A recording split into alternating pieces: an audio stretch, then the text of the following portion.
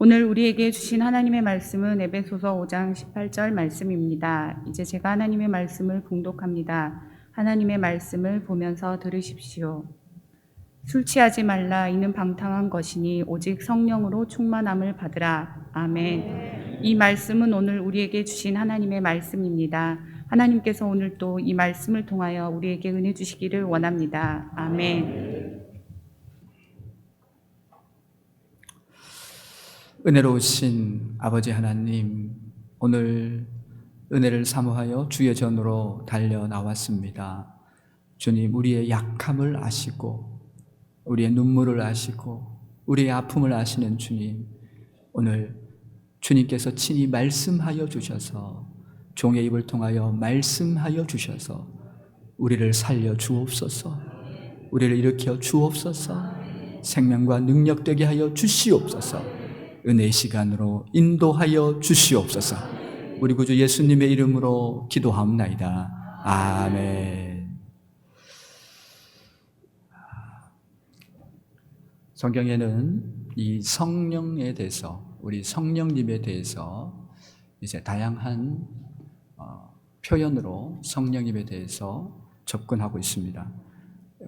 예컨대 비유적인 방법을 통해서, 이 비유라는 것을 통해서 성령님을 더 분명하게 그리고 나타내려고 합니다. 그래서 이것을 신학에서는 메타포다, 이제 그렇게 신학적 용어로 설명하면서 성령님이 어떤 분이신가에 대해서 밝히고 우리에게 보여주는데, 가장 많이 사용되는 이 메타포가 바로 위로의 영이라는 메타포입니다.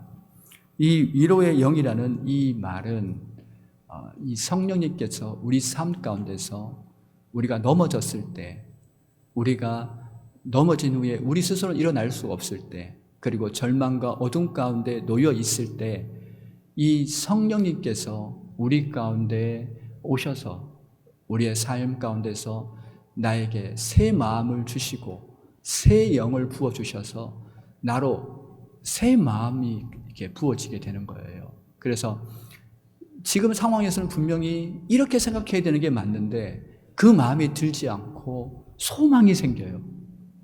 지금 내가 분명히 처한 현실은 길이 없고 답이 없는 상황이어서 어둠과 절망 가운데서 탄식과 원망을 해야 되는 게 사실인데, 이상하게 지금 내가 엎드리니까 내 마음 안에 신비한 소망과 하늘이 열리고 길이 있을 것으로 보이는 놀라운 위로를 경험하게 된다는 것이죠. 제자들은 예수님이 십자가에 달리시자 그들은 뿔뿔이 흩어집니다. 그냥 흩어진 게 아니라 예수님을 부인까지, 저주까지 하면서 떠나게 됩니다. 그래서 갈릴리로 부활하신 주님을 봤음에도 흩어지게 되는 그들입니다. 그래서 일군의 무리들은 한 곳에 모여서 그물을 던지고 있었습니다. 밤새 그물을 던지는데 헛수고만 합니다. 그래서 주님을 떠났으니 무슨 일이 되겠습니까? 떠나서 하는 일이니까 뭐 안 되죠. 그렇게 이제 헛수고를 하고 있는 상황 가운데서 이제 그때 주님이 그 바닷가에 서서 말씀하십니다. 오른쪽에 그물을 던지라고 했을 때 풍성한 은혜를 거두게 되고, 그리고 그들을 위해서 밤새 수고한 그들을 위해서 그 예수님께서 도망간 제자예요. 도망간 제자들, 버리고 간 제자들이에요. 근데 그 제자들을 위해서 떡을 준비하시고 물고기를 구우시고 계셨어요. 속도 좋다 우리 예수님. 그게 성경 말씀입니다. 이게 하나님의 사랑입니다, 여러분. 우리가 그 사랑을 받고 있어요. 우리가 그 사랑에 지금 수혜자가 되어 있다는 거예요.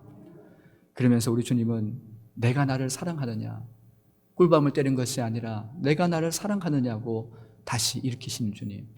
우리 주님의 사역이, 우리 주님이 승천하신 후에 이 땅 가운데 내가 보혜사를 보내주겠다고 말씀하십니다. 그리고 그 보혜사가 너희들의 삶을 이끌고 그 주님의 자리 역할을 대신하겠다. 그래서 그 주님의 역할이 똑같이 했던 그 삶이 똑같이 재현되는 것이 성령으로 오늘날 우리의 삶 가운데 나타난다는 것이에요.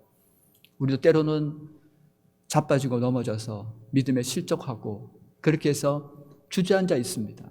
밤새 수고하는 것처럼 인생에 그렇게 많이 그물질을 했음에도 수고하지 못하고 걷어들이지 수고했음에도 걷어들이지 못하는 그 상황 가운데서 그런 인생의 바다에서 주저앉아 있을 때 삶을 포기하고 정말 이대로 끝났으면 좋겠다고 그렇게 포기 가운데 있을 때 내 인생의 바다 가운데 서 계신 분이 계십니다. 똑같이 이게 재현되는 거예요. 똑같이 나타나는 것이에요. 그분이 내게 소망을 주시는 거예요. 믿음은 내가 가지는 것 같지만 믿음은 내가 가지는 것이 아니라 믿음의 주체는 우리 주님이신 거예요. 성령이신 거예요. 그 성령님이 내게 오셔서 내 마음 안에서 용기를 주십니다. 살아보자. 힘을 내보자. 일어나 보자. 그러면서 우리 삶 가운데 어마어마한 위로와 용기를 주시는 우리 주님이십니다. 이것이 성령의 사역으로 우리 주님의 사역이 그대로 이렇게 표현되어진다는 것이지요. 그러면서 이런 위로의 영과 같은 이러한 메타포가 쓰여지는 것의 결정체라고 할 수 있는 것은 요한 1서와 요한복음에 나오는 파라클레이토스라는 겁니다. 보혜사라는 단어예요. 이 파라클레이토스, 이 보혜사라는 이 단어는요, 상담자라는 의미예요. 우리는 하나님과 대화할 수 있는 존재다. 하나님께 나아가서 대화를 통해서 그분에게 아뢰고 답변을 듣고 또 위로를 경험하면서 일어나는 그런 상담자, 또 내담자, 치료자, 궁극적으로 목적은 치료까지 가게 되는 이제 그런 일을 경험하게 되면서 격려자라는 이런 의미에서 이런 파라클레이토스, 보혜사라는 말로 요약될 수 있습니다. 이 보혜사라는 이 부분에 대해서 어떤 한 분이 책에서 가장 쉽게 표현했어요. 그게 뭐냐면 친정 엄마다 이렇게 얘기했습니다. 딸네 집에 왔더니 딸이 너무 피곤해서 자고 있어요. 뭐 시어머니 아닙니다. 친정엄마예요. 와서 자고 있으면 얘가 얼마나 피곤할까. 세상에 얼마나 시집살이가 고단하면, 요즘 뭐 직장도 하는 분도 많습니다만 얼마나 고단하면 그럴까 하면서 조용히 들어와가지고 청소도 하고 설거지도 하고, 그런 친정엄마를 의미합니다. 이제 그런 친정엄마의 모습, 그러니까 어머니의 모습으로서의 성령님을 말씀하고 있습니다. 그래서 삶 가운데 필요한 것을 챙겨주고 이렇게 다 채워주는 거예요. 엄마는 우리 애가 뭐가 필요한지 알아요. 그래서 엄마가 챙겨주듯이, 그렇게 우리 딸내 와서 챙겨주듯이 필요한 것을 챙겨주고 또 반찬도 해주고 또 때로는 밥도 이렇게 필요하면 해주면서 이렇게 필요한 것을 채워주는 성령이시다. 사도 바울은 그의 사역에서 이 보혜사 성령의 능력을 경험합니다. 이 사도 바울의 사역에서 중요한 포인트는 무엇이냐면 사도 바울도 사람이에요. 그렇게 몇만 킬로를 달리면서 복음을 전했던 이 사도 바울도 궁극적으로 넘어질 때가 있었다는 거예요. 절망에 처해 있을 때가 있었어요. 꼬꾸라질 때가 있었어요. 자꾸 우리가 생각하기에 여러분은 사역의 완전성을 여러분에게 찾으면 답이 없습니다, 여러분.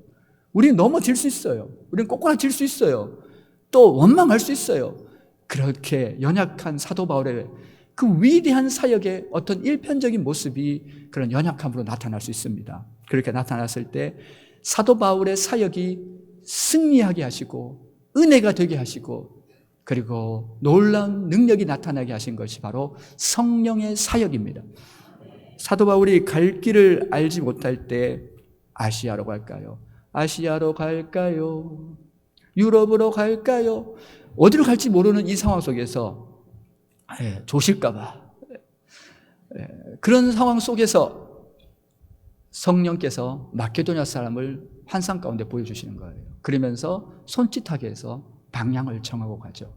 그래서 오늘의 그 유럽이라는 거대한 하나님의 그 이제 놀라운 은혜가 나타나게 된 것이 이제 그 유럽입니다. 그래서 뭐 하여튼 그때 당시 제일 가난했던 나라들이 유럽에 모여 있었어요. 그때는 아시아가 너무 잘 살았어요. 어머난 그런 어떤 풍족하겠다고 하면 유럽이 빈국이었어요. 완전히 지금을 말하면 이제 아시아 같은 이제 그런 빈국이었음에도 불구하고 하나님 그쪽으로 돌리게 하셨죠. 어쨌거나 복음이 들어가면서 다 일어나게 되는 일인데요. 사도 바울의 그의 사역 가운데 이 성령님께서 채우시고 이끌어 가시는 사역을 이렇게 소개하고 있습니다. 그가 풍랑치는 바다에서 정말 다 죽을 것 같아. 216이 다 죽을 것 같은 배 안에 있을 때 성령이 찾아오셔요. 그리고 말씀하십니다. 바울아, 여기서 한 사람의 생명도 잃지 않을 거야. 그러면서 사도 바울의 사역이 여러분 능력과 은혜의 사역이 되게 했던 성령님이십니다.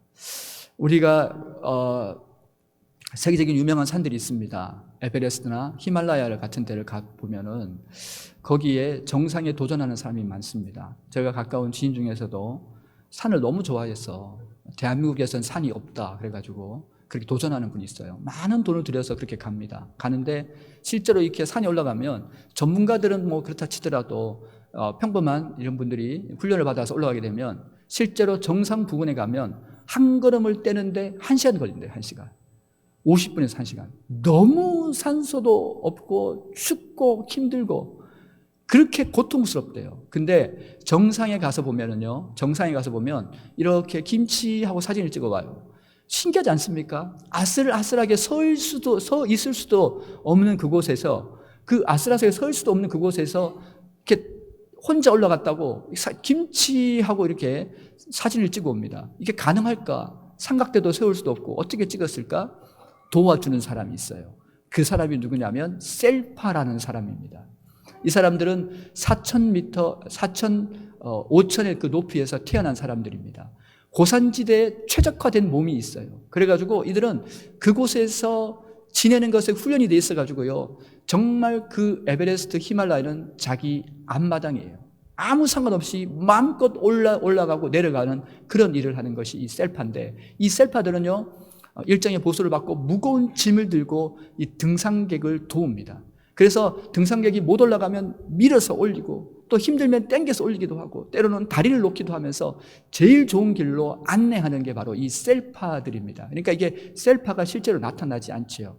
그러면서 정상 등정에 성공하게 됩니다. 마치 성령님이 이 셀파와 같다라고 한 책에 소개를 했어요. 제가 그러면서 무릎을 치면서 정확한 표현이다, 정확한 성령님에 대한 안내이고 또한 묘사이다라는 생각을 해보았습니다.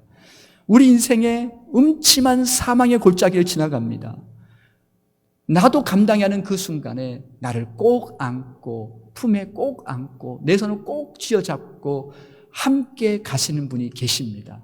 그분이 바로 성령님이십니다. 우리가 저 은혜의 땅, 은혜의 가난, 은혜의 정상을 향해서 갈 때, 그 소원의 항구 은혜의 정상을 향해 갈 때 내 힘으로 갈 수 없어요. 그럴 때 내 뒤에서 나를 밀어주는 분이 있습니다. 내 뒤에서 나를 끌어주는 분이 앞에서 끌어주면서 정상까지 내 걸음을 모든 것을 이렇게 인도해 가시는 분이 계시는데 그분이 바로 우리 성령님이십니다. 때로는 선생님처럼 오셔서 내 마음을 이렇게 꾸지람을 하셔요. 그렇게 하면 안 되지. 윤 목사 그런 마음 먹으면 안 돼. 그러면서 내 속에 와서 꾸지람을 주시기도 하고 내 마음 가운데 오셔서 내 마음을 또 이렇게 마음을 풀어주시기도 하면서 용기를 주시면서 이끌어 가시면서 우리의 목적이, 그 여정이 저 천성까지 승리의 길로 가게 하시는 분이 바로 우리 귀하신 성령님이신 줄 믿습니다. 우리에게서는 이 성령님이 전부입니다. 가장 귀하신 분이십니다. 우리의 자랑은 성령님이십니다. 우리의 영광은 성령님이십니다. 성령이 계시네, 성령이 계시네. 이 성령님이 우리의 전부가 되시는 줄 믿습니다. 이 성령님에 대해서 이 보혜사 말고 또 성경에 우리는 다양한 표현들을 만나게 돼요. 그러면은 이게 뭐지? 이게 뭐지? 이제 그렇게 생각할 수 있어요. 예를 들면은 진리의 영이라고 말하기도 합니다. 양자의 영이라고 말하기도 합니다. 예수 그리스도의 영, 그리스도의 영, 예수의 영이라고 말하기도 합니다. 하나님의 영이라고 말하기도 합니다. 구약에서는 여호와의 신이라고 그렇게 얘기합니다. 그래서 이 성령에 대해서 다양하게 이렇게 묘사를 하게 되는데요.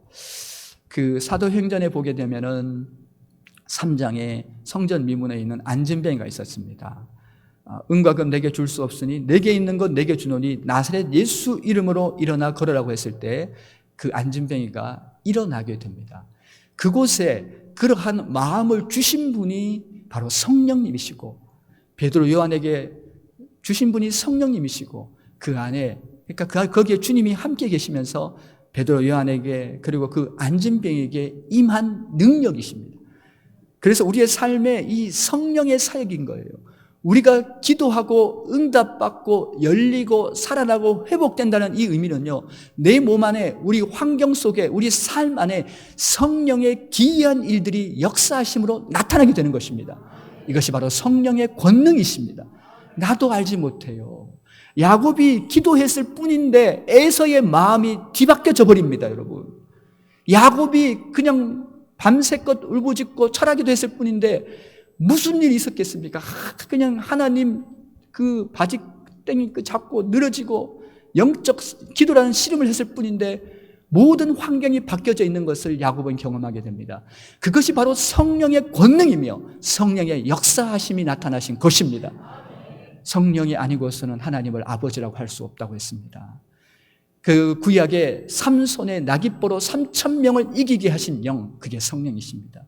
솔로몬에게 지혜를 부어주신 그 영이 바로 이 성령님이십니다. 성령님 가장 귀한 영이십니다. 우리와 함께 하십니다. 예수를 내가 믿은 것이 아니요, 여러분, 성령님이 오셔서 내 마음을 여셨고 내가 구주로 영접했을 때 주님 저는 죄인입니다. 십자가에 달린 주님을 나로 구주로 모셨을 때 내 안에 임하시는 이 성령은 내게 인치시고 나를 떠나지 않으십니다. 내 속에 역사하십니다. 내 속에서 일하십니다. 내 속에서 기적을 일으키십니다. 누구야 지금 특별 새벽기도 하는데 가봐야지. 할렐루야. 아유 그냥 부담 갖지 마세요. 그냥 한번 얘기했습니다. 부담 갖지 마세요. 내일은 휴일이니까 안 오고 못 베길 겁니다. 부담 갖지 마세요. 그래서 성령이 내 안에 오셔서 기도하게 하시고 사모하게 하시고 삶의 위기마다 기막힌 방법으로 하나님은 나를 도와주셔요. 제가 목회하면서 성령님께 순종, 때로는 논리적으로 안 되지만 성령님께 순종했을 때 기적이 일어나더라고요. 버비안이라는 목사님이 계십니다. 영국에서 사랑하는 버비안 목사님이. 근데 왕이 이 버비안을 너무 미워해요. 그래서 옥에 갇히게 되었습니다. 갇혔죠. 그런데 그분의 이 가마력 때문에 옥에 있던 간수장, 옥사장 이런 사람들이 은혜를 받습니다. 그리고 어느 날 이제 이 옥 간수장이 당번일 때 몰래 와서 그렇게 얘기합니다. 목사님, 제가 오늘 당번이니까 눈 딱 감아줄 테니까 얼른 집에 다녀오세요. 오늘 밤에 갔다 오시면 제가 모른 체 할게요. 그렇게 했는데 기도를 하더니 아닙니다. 오늘은 성령께서 기뻐하지 않으십니다. 성령께서 원치 않으십니다. 그냥 저 여기 있겠습니다. 얼마나 가고 싶겠어요. 근데 안 된다는 거예요. 성령이 허락하지 않는다는 거예요. 그래가지고는 이렇게 있었는데 그러면 말지 하고 있었는데 몇 시간 뒤에 왕의 행차가 있었습니다. 왕이 감시하러 왔어요. 간수장이 간담이 서늘합니다, 여러분. 내보냈으면 다 죽는 거야, 이거. 다 죽는 거야. 그러면서 간수장이 그렇게 얘기했다고 합니다. 목사님, 앞으로 기도를 딱 해보시고 하나님이 나가라고 하면 언제든지 말씀해 주십시오. 제가 마음껏 내보내주겠습니다. 이렇게 했다고 합니다. 성령님은 우리 가까이 계십니다. 우리 인간은 한계가 있어요. 가장 위대한 지혜, 가장 풍성하고 놀라운 지혜는 성령님의 지혜입니다. 왜 우리가 주님 앞에 나옵니까? 왜 주님 앞에 엎드립니까? 왜 주님을 찾고 예배를 드립니까? 이 예배 중에 풍성한 지혜와 은혜와 영광으로 채워주시는 그 성령님 때문이신 줄 믿습니다. 이곳에서 우리가 다 예배를 드리지만, 이 수많은 사람이 예배 드리지만 말씀을 들을 때 개개인의 터치에서 그 말씀이 말씀되게 하시는 분이 우리 성령님이십니다. 성령 여러분을 각자를 터치하는 거예요. 그러면서 여러분에게 문제를 소멸시키고 태우시고 불로 태우시고 물로 깨끗해 하셔서 여러분의 삶이 힘있게 나가게 하실 줄 믿습니다. 술 취하지 말라 이는 방탕한 것이니 오직 성령으로 충만함을 받으라. 오늘 이 말씀은요, 우선 그렇습니다. 이 말씀은 전후 맥락에서 살펴보아야 합니다. 에베소서는 1장에서 3장은 구원의 감격, 4장에서 6장까지는 그 감격의 실천, 감격의 삶이 나타나는 모습을 형태, 양상을 소개하고 있다고 한다면, 오늘 이 부분은 성령에 속해서 살아가는 삶의 구체적인 실천적인 모습을 우리에게 소개하고 있어요. 그런데 이것을 이 몇 절을 조금만 더 거슬러 올라가 보면 어떤 구절이 나오냐면 이 큰 맥락에서 세월을 아끼라, 때가 악하다 하시면서 세월을 아끼라고 얘기하십니다. 다시 말하면 너희가 악한 시대 가운데 있으니까 시간을 건져내라, 카이로스 시간이 되게 하라, 하나님의 시간이 되게 하라고 하면서 그 모든 그런 시간이 되게 하는 삶의 원리가 무엇이냐면 술 취하지 말라는 거예요. 술 취하게 되면 세월을 버린다는 거예요. 많은 곳에서 낭비, 삶을 포기하게 되고 버리게 되는 일이 있게 된다는 것이죠.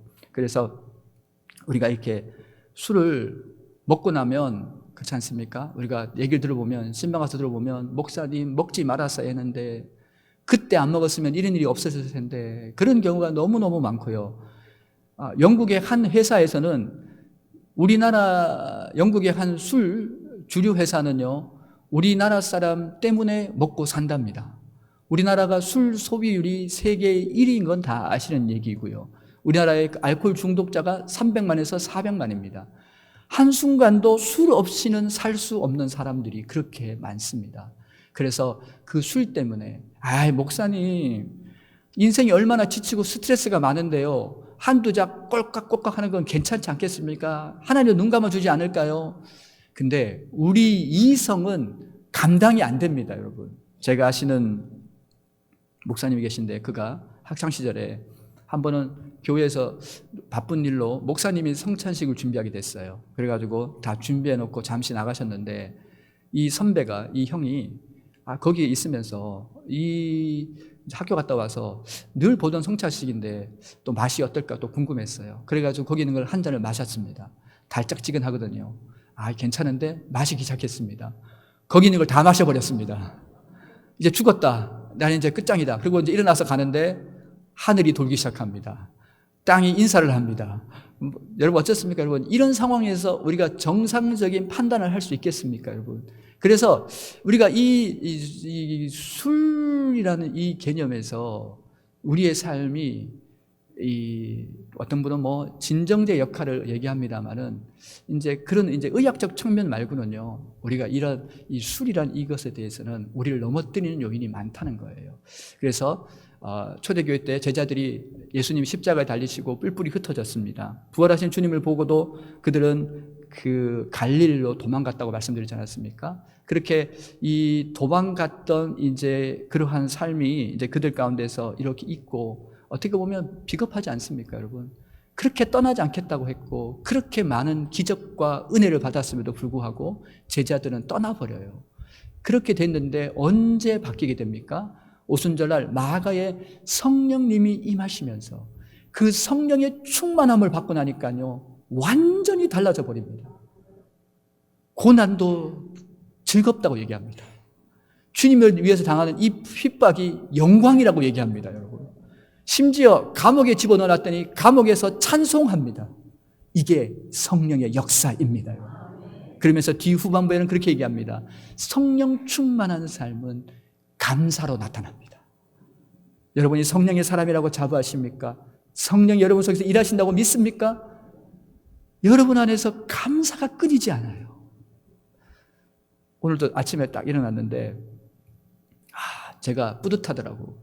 딱 아침이 났는데, 제가 늘 바쁩니다. 잠을 거의 조금씩 자면서 이렇게 사역을 하고 있습니다만은, 여러분이 기도해 주셔서 진짜 너무 기쁘고 감사. 오늘 아침에도 어제도 늦게 자고 그렇게 해서 잠깐 자고 일어났는데, 잠을 자고 일어났는데 탁 일어나면서 제가 침대에서 발을 땅에 딱 디디면서 한 말이 뭔지 아십니까?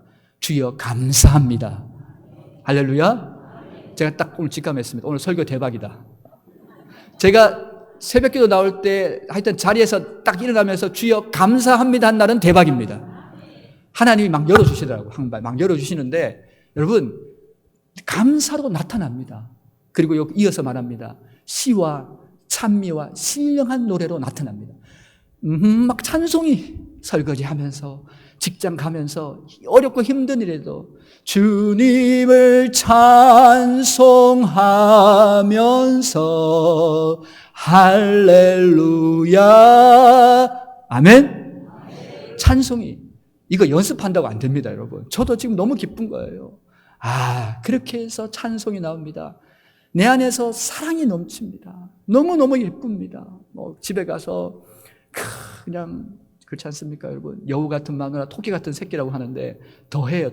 그렇게 예쁠 수가 없어요. 그렇게 이쁠 수가 없어요. 모든 게 사랑으로 바뀝니다. 이게 바로 성령의 능력입니다. 성령이 내게 있으면 기쁨이 있고 감사가 있고, 이게 성령의 역사인 거예요. 여러분, 술 먹고 찌들고 방탕 충만함으로 걱정에 염려에 그렇게 매일 한탄에 씨름하면서 살겠습니까? 감사하며 찬송하며 천국같이 살겠습니까? 다음으로는요, 두 번째는 이 성령의 내주성에 대해서 조금 얘기하고 진행하려고 하는데, 이 성령이 충만하면 내 안에서 일어납니다. 환해지는 거예요. 성령이 내 안에 내주하시면서 내 안이 환해집니다. 이 세상의 지식이 환하게 못합니다. 이 세상의 정보가 환하게 못합니다. 내가 갖고 있는 이 권력이, 내가 갖고 있는 소유가 나를 환하게 하지 않습니다, 여러분. 가지면 가질수록, 올라가면 올라갈수록 더 무거울 뿐입니다, 여러분. 그게 짐이라고 말하는 거예요. 근데 성령이 내 안에 있으면 내 안이 환해집니다. 마치 그 광야를 가던 그 성막 안에 등잔이 있으면서 그 등잔불이 그것을 환하게 비추듯이 이 성막을 4겹으로 쌉니다. 이 씨를 꼬은 앙장으로 먼저 덮고요. 그리고 그 위에다가 수양과 그 다음에 해달 이런 것으로 4개를 덮으니까 그 안이 얼마나 깜깜하겠습니까? 근데 그 안을 환하게 하는 게 등잔입니다. 바로 성령의 역할이십니다. 환합니다. 여러분, 이 인생을 살다 보면 남편이 나를 환하게 못합니다. 아내가 나를, 하나님과 단절된 인생은요, 그 무엇으로도 환하게 할 수 없습니다. 그렇지만 내 안에 성령이 들어오시면 내 안이 환해집니다. 빛의 역사가 나타납니다. 기쁨이 넘칩니다, 여러분.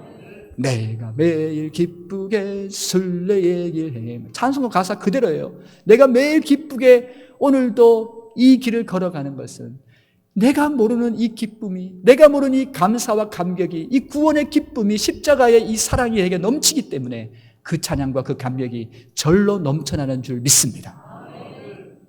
그래서 내 안에 이게 넘쳐요. 그리고 이제 세 번째로 마지막으로 살펴볼 관점은요, 이 성령이 내 안에 오시면 내 안에 무한한 힘이 생깁니다.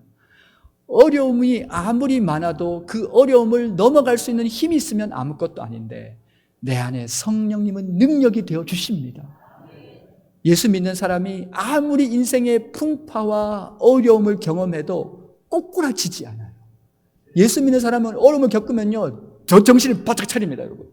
저 정신을 바짝 차려가지고요, 흔들리지 않으면서, 왜요? 성령이 그를 버티게 하시기 때문에 그렇습니다. 성령이 그를 이끌어 가시기 때문에 그렇습니다. 성령이 그를 도우시기 때문에 좀 믿습니다. 이 성령님의 사역이 그렇다는 거예요. 오늘도 제가 1부에 마치고 화장실에 갔어요. 제가 1부 때는 이 후드 있지 않습니까? 이거를 하얀색으로 했습니다. 이게 오늘 성령 강림주일은 후드, 이 전면, 이 배너나 모든 것이 다 빨간색입니다. 그래서 모든 게 이제 빨간색으로 이렇게 다 하게 되어 있습니다. 이것도 다 교리 안에 들어있는 부분이거든요. 좀 치밀하게 이렇게 교리 안에서 만들어진 부분인데, 요것까지 더, 제가 1부 때 보니까 요걸 흰색을 했더라고요. 저도 몰랐어요. 막 장깨를 나와서 뭐 어떻게 알겠습니까? 그렇게 했는데 1부를 딱 인도하고 화장실에 딱 있는데, 목사는 기도밖에 안 합니다. 화장실에 앉아서 기도했어요. 오늘 하나님 은혜 주시고 막 이렇게 하고 있는데, 딱 윤 목사 너 후드 한번 봐봐 그러시더라고요. 봤더니 흰색을 하고 있네. 주님 감사합니다. 제가 이거 어떻게 합니까? 제가 성령님이 도우시는 거예요. 제가요, 오늘도 어떤 분 예배 드리기 전에 전화를 했어요. 자꾸 전화할 마음을 주셔가지고 전화를 했더니, 목사님 어떻게 아셨어요? 제가 이번 주에 코로나 걸려가지고 못 가게 된 거 어떻게 아셨어요? 하면서 너무 사모한 거예요, 은혜 자리를. 그래가지고 제가 전화했더니 너무 반가워하고 좋아하는 겁니다. 성령님의 사역입니다, 여러분. 성령님이 일하십니다, 여러분. 환영하십시오. 모셔드리십시오. 송축하십시오. 이 성령님은 우리 인생의 주인이 되셔서 가장 멋진 길로, 승리길로 인도해 가실 줄 믿습니다. 결론을 내리려고 합니다. 그렇습니다.